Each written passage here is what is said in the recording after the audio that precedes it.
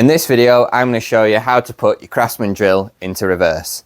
Now the way you can change between forward and reverse on your Craftsman cordless combi drill is this little button right here.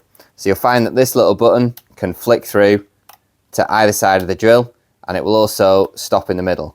So if it stops in the middle, you'll find that your drill trigger is locked. This won't squeeze in, so it's a little safety feature to help prevent your drill from going off accidentally. Now if you want to put the drill into reverse, if you look on here, you can see this little directional arrow. So make sure that that button's pushed all the way in, and that will then make sure that your Craftsman drill is in reverse. So with your drill in reverse, if you want to hold on to the chuck with your left hand, check it's in speed 1 to give you a slower speed and more torque.